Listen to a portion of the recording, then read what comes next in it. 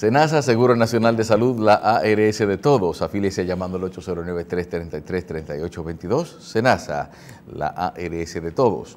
Y para el cuidado de su bebé antes, durante y después del embarazo, Natalgen Plus Prenatal, hierro, ácido fólico, multivitamínico y multiminerales, disponible en su farmacia más cercana. Natalgen Plus Prenatal de Disfármaco. Doctor, continuamos. Hay que tener cuidado en pensar que los seguidores que usted tiene en redes sociales son votos asegurados, porque ahora mismo me acaba de reprochar mi amigo el doctor Ernesto Fadul y Fadul, hermano de Monchi Fadul, me acaba de reprochar cualquier defensa que yo le haga al mejor gobierno de la historia dominicana. Y me dice, no te apures, sigue, que yo me encargo de lo otro. Sí, ahí que tú vas bien, que yo me encargo de lo otro. Así que yo le digo que, él me dice que tiene 4 millones de visitas ya. Sí, él es muy seguido. Caramba, ya logró una cifra que nadie la ha obtenido en unas elecciones. Lo que quiere decir que lo que está diciendo, lo que decíamos ayer con el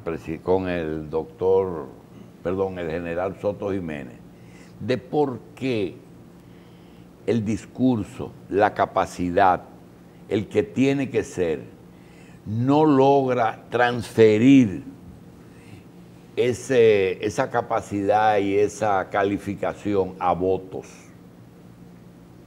Por ejemplo, los mejores discursos no son los que más tienen seguidores. Naturalmente los partidos son los que dan la tónica, pero tú coges a Minú Tavares, al doctor Moreno, a Eduardo Estrella, y tienen que coincidir. Entonces, con las mejores propuestas, los mejores discursos, las mejores causas defendidas, pero como de la referencia que hizo Soto Jiménez, el de eso, es decir, es decir, es como la parte que, en el lenguaje de que la parte como los broches de estos de presión que tiene, que hace clic con el electorado, así como que dice, ok, no me machea, me entra bien, es decir, engrampa con lo que es lo que yo siento. Federico Enrique tiene una expresión que dice entrismo. Gente que tiene como facilidad de entrar en diferentes sectores. Pero hay una cosa que pesa y le den la cara, y es el partidismo. Tú puedes tener el mejor discurso, pero si tú decidiste o pensaste que aquí hay mucha posibilidad de que Podemos, lo de España, prenda, es muy difícil, es muy difícil. En Venezuela surge Chávez cuando colapsan los dos grandes partidos, pero tuvieron que colapsar los partidos. Pero, doctor, lo que hablábamos la semana pasada, la cantidad de gente que habla bonito y desde que tienen la oportunidad de llegar a donde llegaron hablando bonito, no, lo que pueden llevar a cabo no se corresponde con lo que ellos parecía que podían hacer. Ese es el principal problema que tiene el PLD, que se pasó desde el 73 hasta el 96, dándole pau a todo el mundo y diciendo quién era ladrón, quién no era ladrón, quién era corrupto. Y resulta que Balaguer tuvo la visión de decir, déjenle a esto gobernar, que yo le voy a señalar. Y Balaguer ha quedado como un príncipe al lado de ellos. Entonces, ese problema de la falsa posición es lo que ha hecho que la gente lo rechace tanto, ¿verdad? Nosotros decíamos en estos días, caramba, ¿cómo es posible que un gobierno que ha hecho, o unos gobiernos que en 12 más 8 hayan hecho tantas cosas, y tú buscas toda la red vial, el corredor, Coral, el metro, el teleférico, el 911, todo, te puedo mencionar la tanda, el 4%, y me dice uno muy parsimónico, el problema es que cobraron mucho. Cobraron demasiado por su servicio. Por su servicio. Por su servicio. Y entonces eso lo dañó todo. Señores, estamos hablando de política y vamos a hablar con un amigo joven, hijo de un amigo, que es Claudio Camaño Vélez. Claudio Camaño es activista social y ex candidato de uno de los partidos emergentes en las últimas elecciones. Pertenece a ese grupo de hijos de líderes revolucionarios, y no solamente revolucionarios, hijos de políticos que siguieron la carrera política. Desafortunadamente, con un buen discurso, Claudio no ha optado por entrar en las huestes de los partidos políticos. Y tú tienes el caso de Margarita Cedeño de Fernández, que por razones de que se casó con el presidente, es miembro del comité político y vicepresidenta de la República y posiblemente sea la ficha del Detran.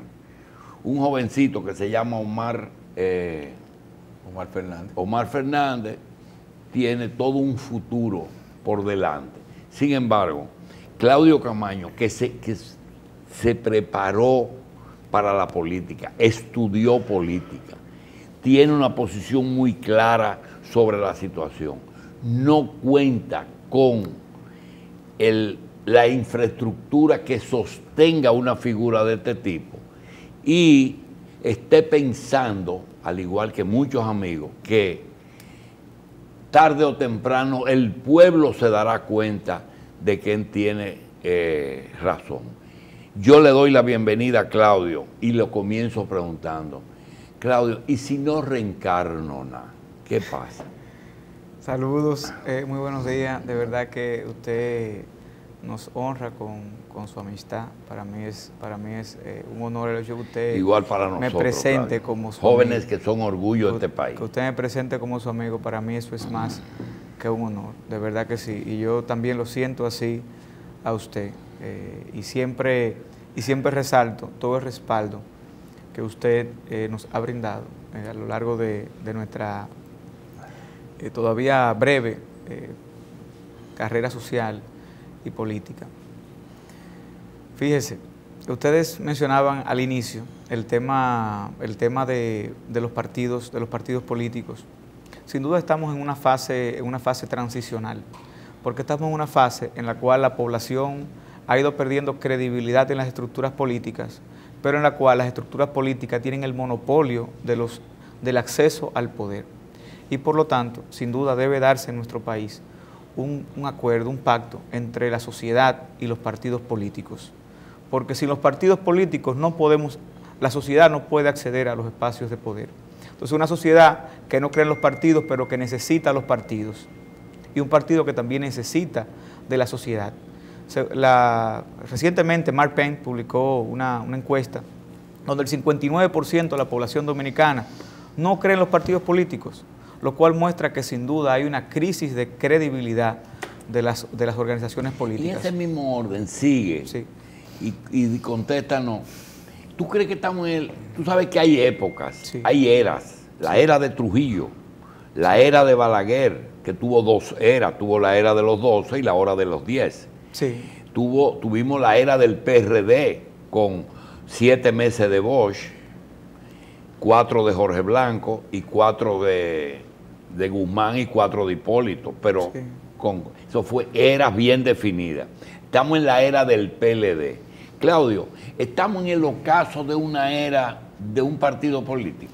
Mire, don Julio, más que el ocaso de un partido político, estamos en el ocaso de un sistema de gobierno. Por lo siguiente, tanto Trujillo como los primeros 12 años de Balaguer, fíjese que los 12 años de Balaguer y los 10 años de Balaguer son completamente diferentes. Y porque ahí hubo una transición. Los 12 años de Balaguer pertenecen a una era muy similar a los 30 años de Trujillo, que era la era del terror, donde usted imponía el control en base al miedo, en base al terror, en base a meter preso a los opositores. Pero ya luego, de hecho el mismo Balaguer reinicia una nueva era, que es la era del clientelismo político, donde en vez de matarte o meterte preso, te compro. Entonces ahí comenzaron las funditas, comenzaron a regalarse apartamentos, a regalarse terreno. Entonces entra la fase del clientelismo. Esa fase del clientelismo ha sido perfeccionada por los distintos gobiernos que le sucedieron. Y de hecho el PLD lo que le ha llevado a su máxima expresión. Ha creado un esquema clientelar basado sobre todo en el endeudamiento por clientelismo político. El clientelismo es una espiral, es una bola de nieve. Mientras más usted ejerce la política clientelar, menos respaldo usted pierde en sus estructuras orgánicas y más dinero necesita para mantenerse. Y eso ha llevado a que la economía dominicana entre en una fase donde ya debemos más del 60% del Producto Interno Bruto, donde ya más del 50% del presupuesto nacional va destinado al financiamiento de la deuda. Ese planteamiento, que lo vamos a extender más adelante, me da cuenta de algo que vemos en ti, que acuérdate que son dos generaciones, la tuya y la mía.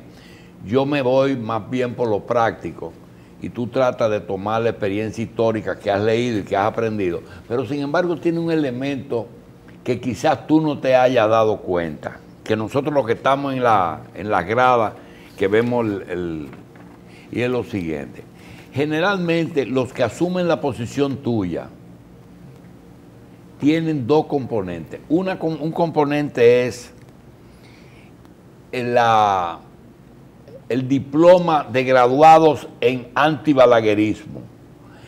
Generalmente en la Universidad Autónoma de Santo Domingo había una materia y casi una facultad que era que todo lo malo era Balaguer. Se pasaron los 12 años en lo mismo, como se pasó el exilio 30 años en diciembre felicitándose y diciendo que el año que viene nos veamos libres de República Dominicana. Espérate, y hay otra cosa.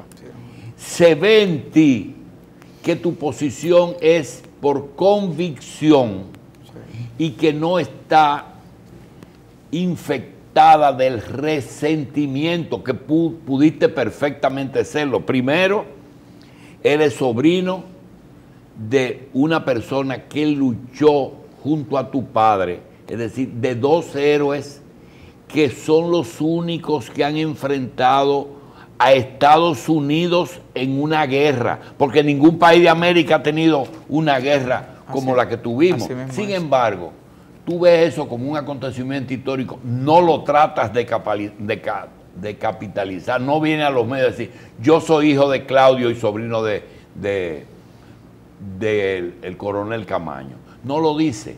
Sin embargo, quieres valerte por ti mismo. Y quiero preguntarte, con esa posición, como una voz que clama en el desierto, ¿tú consideras que va a tomar muchos años en que tú puedas lograr materializar lo que tú quieres para tu país? Fíjese, primero me gustaría lo que usted mencionó sobre el presidente Balaguer. Yo entiendo que hay que ver las situaciones por encima del personaje que en un momento determinado pueda protagonizar un acontecimiento. Porque la dictadura de Trujillo no solo fue Trujillo, era todo un esquema. Las situaciones que a veces uno le señala a Balaguer no simplemente era el personaje, sino que hay toda una serie de... Y por eso es que es importante que entendamos que tenemos que ver las cosas. Ahora mismo, por ejemplo, personificamos el problema en Danilo, pero el problema no es Danilo. O sea, el problema es el sistema político, una cultura política que hay que ir mejorando. El tema no es, sencillamente, si aquí quitamos a los dirigentes políticos que protagonizan el actual escenario político, eso per se no va a solucionar los problemas de este país. Tienen que entrar otras personas con otro tipo de naturaleza a ocupar espacios en los lugares de toma de decisiones. Y esa es la invitación que uno constantemente le hace a la población. Con respecto al país que yo quiero, posiblemente a mí la vida no me dé, don Julio, para yo ver el país que yo quiero. Pero yo estoy claro de una cosa. Una cosa es lo ideal y una cosa es lo real. Posible. Una cosa es lo que yo quiero y otra cosa es lo que se puede. Entonces, si tal vez yo quisiera llegar a Santiago, pero digo, bueno, Yo llegué a Santiago a pie, me va a coger un par de semanas. Pero si por eso yo no comienzo a caminar, aunque hoy yo no me puedo llegar al 9 de la Duarte, pero déjame ir caminando. Entonces, porque a veces, ¿sabe qué ha pasado aquí? Que a veces el inmediatismo nos ha impedido desarrollar un proyecto político no, y de largo plazo. La falta de tiempo, yo no tengo el tiempo que tú tienes. Sí. Tú tienes toda la vida para hacer las cosas. Yo lo que puedo tener es horas, semanas, meses y quizás años. Es decir, yo tengo prioridades que tú no tienes. Tú no tienes ninguna prisa, pero ninguna prisa ni ninguna ansiedad. Yo sí quiero que a mi país se le resuelva el problema lo más pronto posible. ¿Ve? Y no quiero inventar. Entonces, yo noto esa diferencia. Por eso yo saludo tu posición, porque tú tienes tiempo, pero yo no. Tú te puedes ir a pie a Santiago y te da tiempo. No, aunque fíjese, tal vez yo en lo particular tengo ese tiempo, pero es imposible ignorar la realidad de un pueblo que no tiene tiempo. Ese es el problema, que yo creo que hay situaciones que si tú la dejas pasar, la situación se hace irreversible. Sí. Los pueblos no quiebran, las naciones no quiebran, pero se colocan en situación en que revertir la situación se puede coger hasta siglos. Así es. ¿Verdad? Tú tienes, por ejemplo, el caso de Venezuela. Nosotros hemos defendido a Venezuela, pero posiblemente ha habido algo que el presidente actual no ha hecho y que sí lo hizo Chávez. Yo no sé qué pasa, pero ¿qué tiempo se tomará Venezuela hoy en recuperar lo que fue? Bueno, por una sola posición, Claudio. Se insistieron en hacer una revolución que ya había pasado. Ellos querían repetir el ejemplo cubano y hasta los cubanos le dijeron: no nos imiten, que nosotros ya estamos en otra etapa. No hicieron caso y ahí están, que se van a tomar por lo menos 50 años en volver a ser Venezuela, con una diferencia. Quizá cuando lo logren ya el petróleo no tenga el mismo valor que tiene hoy. Fíjese, por ejemplo, en el caso nuestro, el golpe de Estado que le dieron al profesor Juan Bosch en el 63 conllevó un atraso social y político del cual todavía nosotros a la fecha no nos recuperamos. En ese sentido, estoy muy contento con lo que usted menciona, que hay procesos que toman décadas, situaciones que si no se toman las decisiones que hay que tomar en un momento determinado, pueden tomar décadas y hasta siglos. Particularmente entiendo que la población dominicana tenemos que unificarnos en torno a algunos puntos fundamentales. Posiblemente usted tiene un ideal de país, posiblemente yo tengo otro, pero vamos a ver cuáles de ese ideal suyo y ese ideal mío coinciden. Y entonces vamos de esa manera a buscar la forma de luchar por los puntos en común. Por ejemplo, sin duda que los dominicanos necesitan urgentemente un país donde haya un sistema de salud que funcione de verdad, un país donde haya seguridad ciudadana, un país donde haya seguridad jurídica, un país donde haya mayor fuentes de empleo. Y yo entiendo que en eso todos vamos a estar de acuerdo. Bueno, todos exceptuando el pequeño, ínfimamente pequeño grupo que se beneficia de la situación que tenemos actualmente. Lo que pasa es que más pueden 5 unidos que 1000 por separados. Yo no te quiero exhortar a que sigas la línea de aquellos que han fracasado. Sí. Pero tú sabes que las redes sociales traen de todo y uno tiene que tamizar, que cernir, que filtrar lo que le mandan. Y hay algo que mandan, Carlos, y que yo les quiero preguntar: ¿cuál es el mecanismo por el cual hace 2000 años Poncio Pilato dijo: ¿a quién quiere que suelten? ¿A Barrabás o a Cristo? Y al ladrón, ¿a Barrabás o a Cristo? Y dice: al ladrón suéltenlo. Todavía estamos eligiendo ladrones. Fíjese. ¿Pero por qué? Fíjese, la figura del ostracismo hace mucho tiempo existe. ¿La figura? Del ostracismo. Cuando una persona, no hay sentimiento más ruin y más dañino que la envidia. Entonces, ¿qué pasa? A veces, y fue lo que pasó, por ejemplo, con el mismo caso de Cristo. Los líderes de la comunidad hebrea veían en Cristo una amenaza a él porque lo veían como un líder capaz de desplazarlo. Pero por ejemplo, además tenía otro discurso, pero por ejemplo, a lo que el estatus de al ellos. general Pericles en Grecia, al general Pericles lo expulsaron, le hicieron el ostracismo, que era una votación donde la población votaba para expulsar a la persona más popular. Oiga eso, para que no se fuera, supuestamente, para que no se fuera a convertir en un tirano. Y al general Pericles, que salvó a Atenas de los espartanos, a Grecia de los espartanos, le agradecieron expulsándolo. ¿Sabe dónde terminó el general Pericles? Trabajando con los espartanos, con aquellos a los cuales derrotó. Entonces, porque aquellos a los cuales derrotó le tuvieron más respeto y agradecimiento que aquellos a los cuales defendió. Siempre la ingratitud, Julio, provoca esa cosa. Es un factor. Y tú no le estás refiriendo a Danilo Medina, ¿verdad? Es un factor, no, pero no solamente, fíjese, lo mismo José Martí cuando vino a buscar a Gómez. Le dijo, oye, te prometo la probable ingratitud el sacrificio y la probable ingratitud de los hombres. Pero eso es algo a los cuales no debemos tenerle temor, porque estas son cosas que no las hacemos esperando el agradecimiento, sino que las hacemos porque entendemos qué es lo que uno tiene que hacer. Y sin duda, yo espero ciertamente que el pueblo dominicano pongamos de un lado nuestros egos, pongamos de un lado las ambiciones particulares y entendamos que estamos en una situación muy delicada en el proceso de nuestra democracia. Tenemos que rescatar la democracia dominicana porque las ambiciones han hecho que el poder se acumule. Hoy en día no es el PLD, tenemos un gobierno que ha acumulado todos los poderes y eso es peligroso. Y lo que queremos no es que venga otro gobierno para que acumule también ese gobierno todos los poderes, lo que queremos es tener un país donde haya un equilibrio de poderes. Eso es realmente lo que queremos, porque esa es la base de la democracia.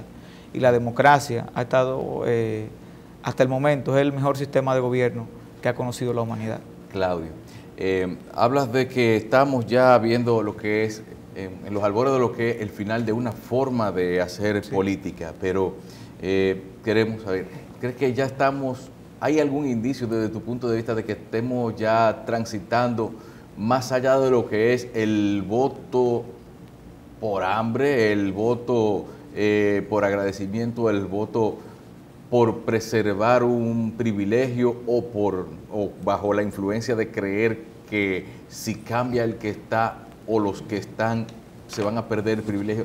¿Tú crees que eso está cerca o que la gente realmente en poco tiempo podría asumir eso? Sí, claro. Y no lo digo de forma caprichosa, lo digo porque los resultados electorales demuestran que cerca de un 40% de la población dominicana no está participando electoralmente.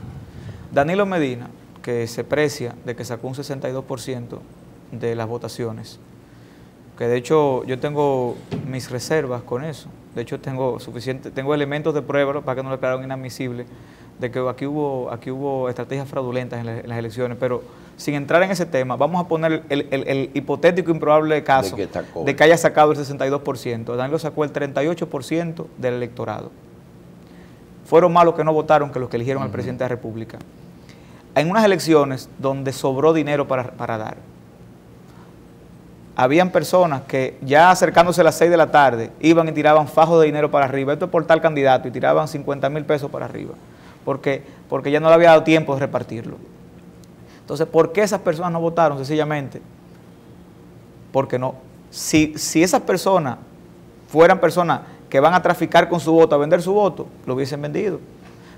Lo que pasa es que esas personas ni venden su voto, ni vendían su voto al oficialismo, ni sentían confianza en la oposición.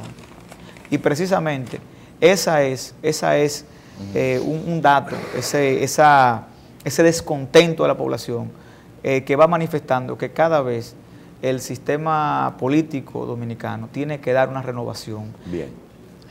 Claudio, ¿qué edad tienes? 31 años. 31. Sí.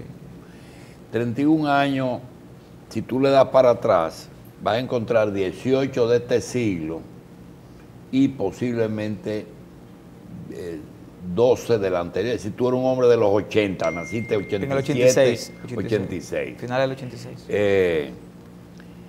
La pregunta es la siguiente. Te doy seguimiento en lo que cuando vas a un programa, te leo en las redes y veo posiciones que cuando te llamamos para invitarte aquí, teníamos una pregunta que quisiéramos concretizar contigo. Claro que sí. Aquí tenemos varias cosas, varias instituciones, varias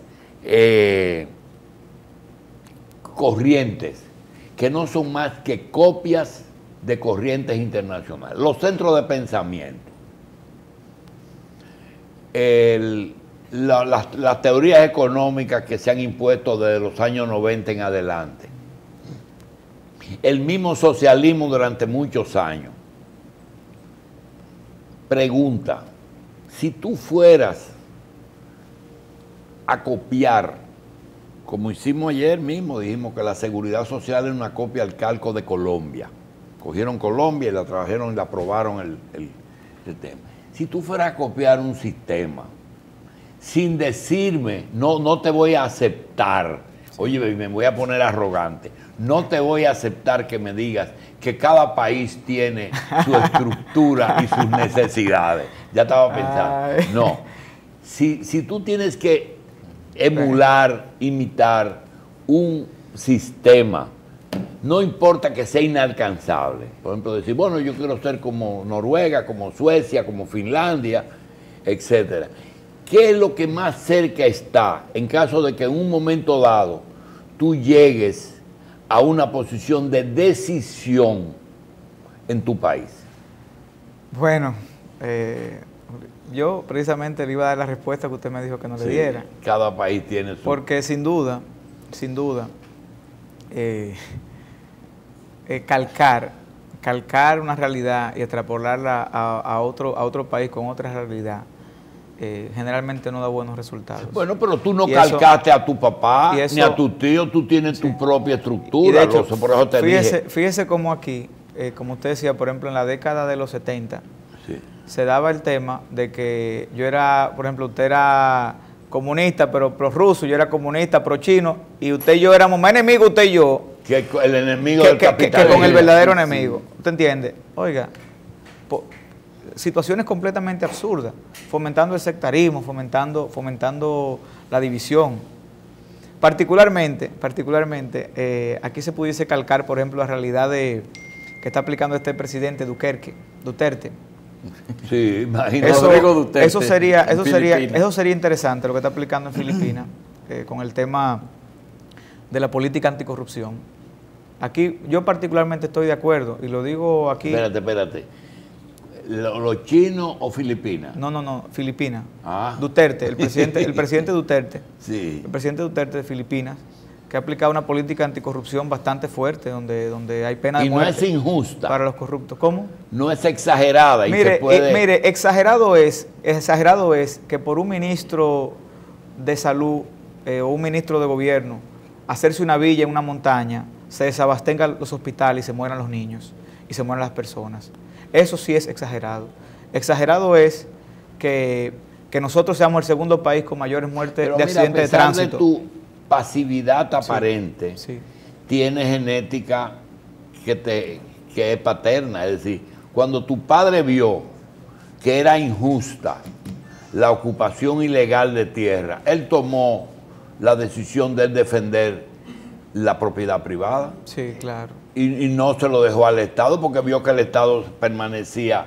Entonces, en cierta forma, tú no eres una copia al calco de tu papá, pero la genética funcionó ahí, porque Duterte es muy radical. Sí, mire, claro. Dice, no voy a gastar balas del presupuesto en fusilar un corrupto. No. Te fusilan y después la familia tiene que pagar la bala. Bueno, mire, esa sin duda es tal vez una situación bastante drástica, pero ante las situaciones drásticas hay que tomar medidas drásticas. Pero podemos buscar un punto medio. Sin duda aquí tiene que haber un régimen de consecuencias. Si las leyes, porque no hacemos nada con aplicar la pena de muerte para que ni siquiera se le metan 5 años de cárcel. Si lo que establecen las leyes son 10 años, 20 años, lo que hay que establecer mecanismos para que lo que dice la ley se cumpla. Es muy sencillo, Julio, lo que necesitamos en nuestro país. Estoy claro. Régimen de consecuencias. Tú tienes posiciones muy claras, pero, por ejemplo, Hipólito Mejía dijo, la frontera es el parateahí de la dominicanidad. en una expresión muy de Hipólito. ¿Cuál es tu posición con respecto al tema migratorio? Bueno, fíjese, lo primero es que los dominicanos, la República Dominicana está en todo su derecho de aplicar las políticas migratorias. Aquí tenemos que aplicar las leyes migratorias. Y ahí recalcamos el tema de la aplicación de las leyes. Tenemos que aplicar todas las leyes, particularmente la migratoria. Estamos en una situación de emergencia, porque tenemos una migración completamente desbordada. Tenemos un país vecino con el cual nos divide una frontera virtual, una frontera inexistente. Tenemos el país más pobre de América, uno de los países más pobres del mundo. Entonces, nosotros, los dominicanos, que también vivimos dentro de una serie de limitaciones y precariedades, no podemos compartir, lamentablemente, nuestros escasos recursos.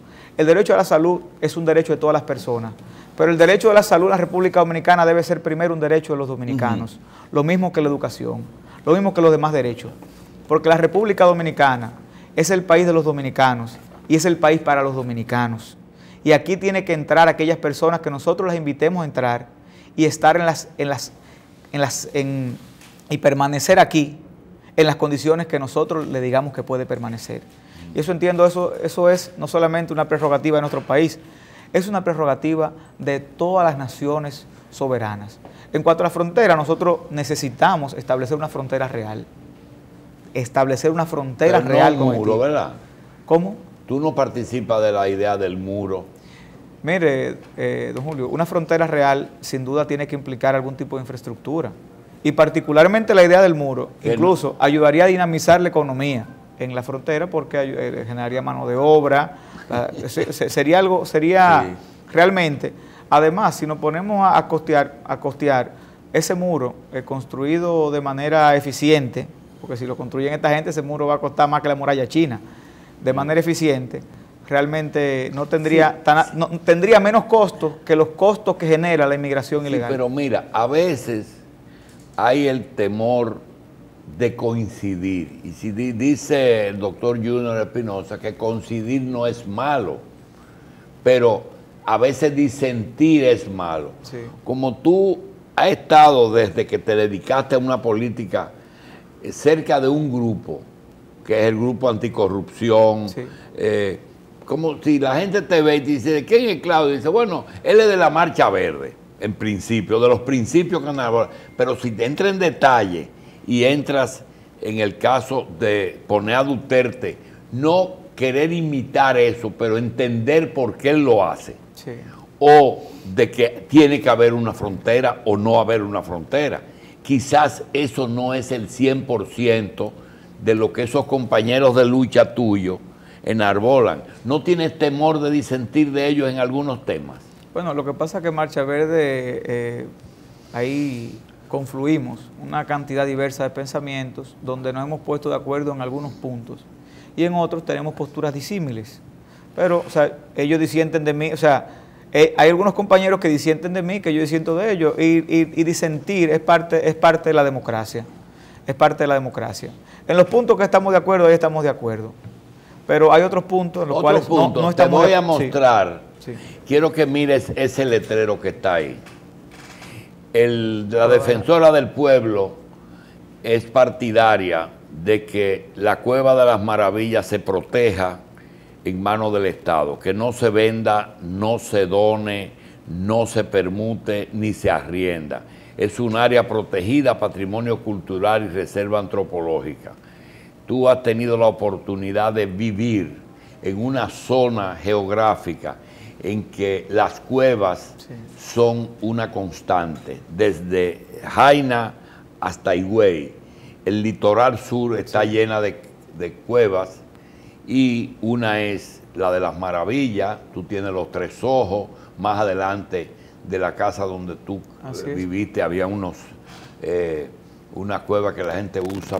Primero los palmeros llegaron a las cuevas del Farallón. Ahí hay unos balnearios que son cuevas. En fin, yo voy mucho a nadar. La pregunta es la siguiente. Tu posición frente a la Cueva de las Maravillas, ¿cuál es? Fíjense, la situación de la Cueva de la Maravilla es una situación bastante interesante, porque entiendo que los extremismos que se están planteando, los extremos que se están planteando, tal vez no son particularmente no debemos irnos a ninguno de los extremos. Sin duda, el Estado ha demostrado que ha sido incapacidad para poder gestionar los espacios arqueológicos, los espacios turísticos, los espacios naturales, y el hecho de que existan patronatos para administrar ciertos recursos. Por ejemplo, la Cueva de la Maravilla tal vez hoy la conocemos como la conocemos por el trabajo que ha hecho el sector privado en las Cuevas de las Maravillas, pero tampoco podemos ir al extremo de decirle te regalo eso.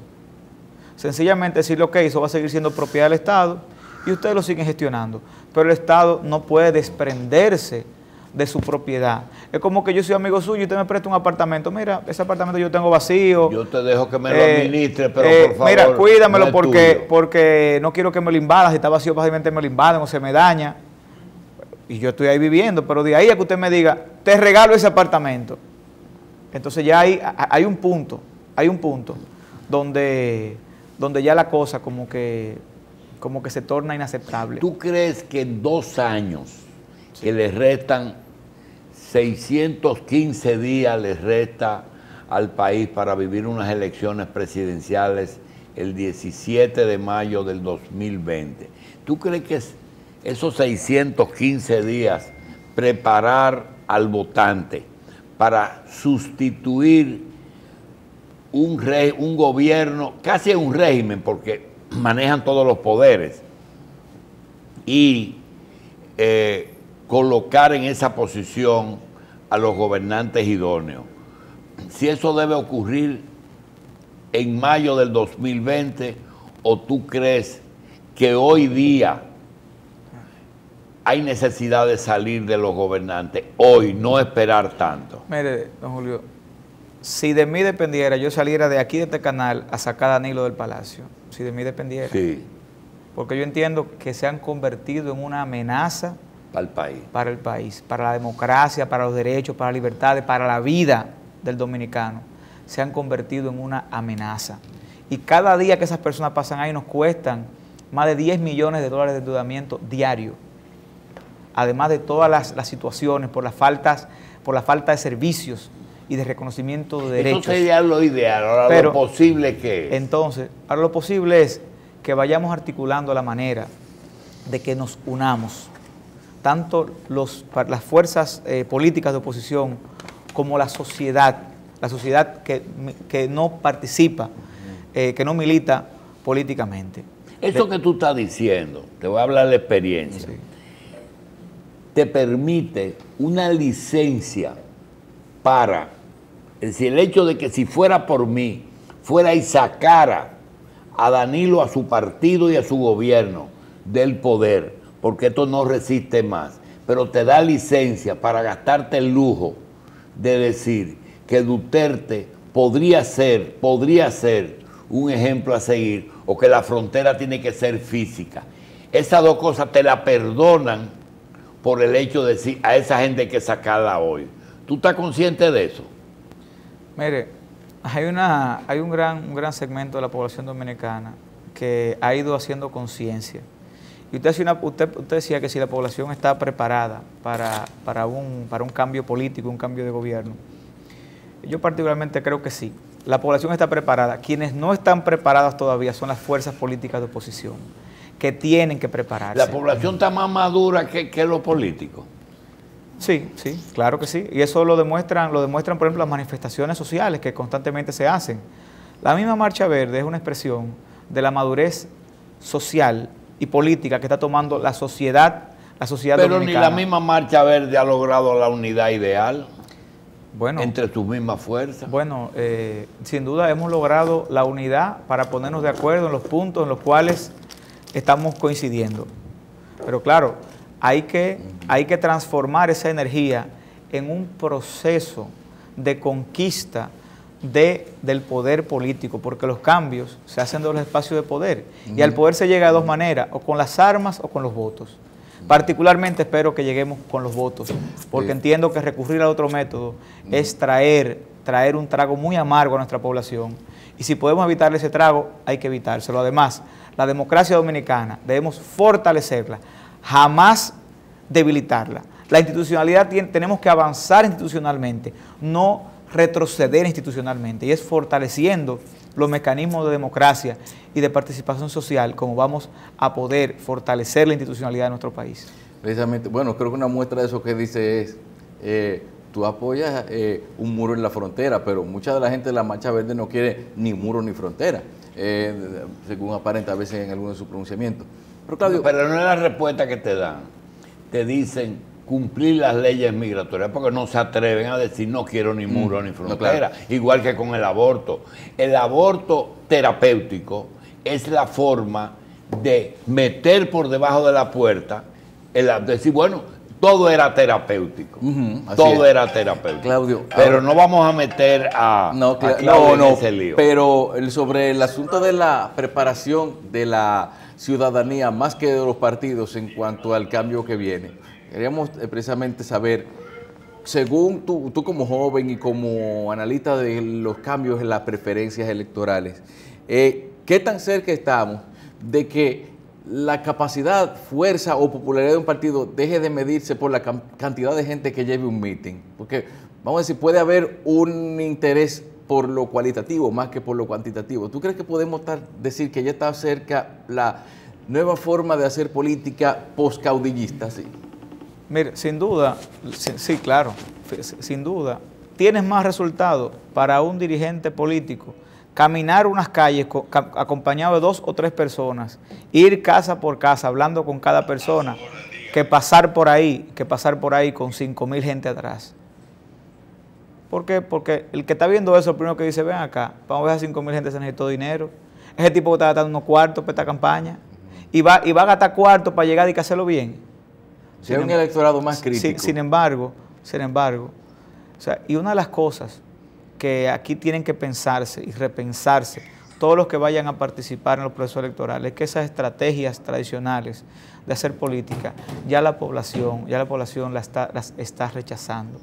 Aquí tenemos que comenzar a hacer una política más personal, una política más directa, una política que realmente demuestre una preocupación más sincera. Los dirigentes políticos tienen que comenzar a involucrarse en las luchas sociales de las personas, comenzar a involucrarse. No es prometerle, mira, cuando yo gane tú vas a tener agua potable. No, decir, ok, vamos a organizarnos aquí para que aquí pongan el agua potable. Vamos a exigirle a este gobierno que ponga agua potable. ¿Tú quieres de abajo para arriba entonces? ¿Cómo? ¿Quieres de la presión de abajo para arriba? Bueno, lo que pasa es que los dirigentes políticos tienen que demostrarle a la población, ante la falta de credibilidad, tienen que demostrarle con cosas concretas que realmente están dispuestos a defender sus derechos. Una última pregunta. Sí. ¿Tú no crees posible un pacto para que haya un cambio de rumbo, por lo menos en estos 600 días? Sí, claro que sí. De hecho, mire... De que esa gente entienda que tienen que cambiar algunas cosas. Mire, con lo que estamos bregando. Déjeme explicarle, don Julio. Yo leí esos manuales de estudio del profesor Juan Bosch. Él decía, la corrupción como método de trabajo político. La corrupción, tal vez usted la ve como mal, y yo también, y muchas de las personas que nos ven, pero para esta gente es parte de su método de trabajo político. Se sostienen en la corrupción. Entonces, usted no puede pedirle a una empresa de cigarrillo que lance una campaña contra los efectos del tabaco. Que adoptaron la misma política de Odebrecht. Somos buenos construyendo, pero si nos exigen coimas, porcentajes, corrupción, tenemos que jugar ese juego. ¿Tú entiendes que el PLD hizo lo mismo? No, es que estas personas se han convertido, su objeto de estar en el poder es para enriquecerse y forrarse de impunidad. Ese es su objeto. Ya. Ese es su objetivo. Particularmente anunciar que hoy a las 9 de la mañana, o sea, en un momentito, aquí vamos a salir para el Tribunal Superior Administrativo, que tenemos una acción de amparo de cumplimiento que hemos interpuesto contra el Ministerio de Obras Públicas y Comunicaciones por la realización de una terminal de autobuses en la zona del estacionamiento del Parque del Este, dejando sin estacionamiento el principal centro recreativo y cultural. Con que ¿Dónde lo piensan hacer? Toda la provincia, la terminal, sí. La terminal de autobuses, al lado de los Tres Ojos. ¿Al lado? Al lado de los Tres Ojos. ¿Entre el Faro y los Tres Ojos? Sí, exactamente al lado de los Tres Ojos. Hay una calle, literalmente una calle, separaría el lugar. Entre los Tres Ojos y el Parque. Exactamente, donde piensa, una calle, 25 metros separaría el lugar donde estaría una terminal de autobuses del Parque Nacional Los Tres Ojos. Ahí piensan traer todas las guaguas, todas las guaguas públicas que están en el entorno del Parque Enriquillo, todas las guaguas, los sindicatos de guaguas que ustedes van ahora a hacer una manifestación, elevaron una... Mire, no se ha hecho proceso ante la sala capitular, no se ha hecho estudio de impacto ambiental, no se hizo licitación para esa obra y ya se la asignó al Grupo Estrella. Bien. Claudio Camaño Vélez, gracias por estar con nosotros. Siempre, gracias a ustedes por la invitación.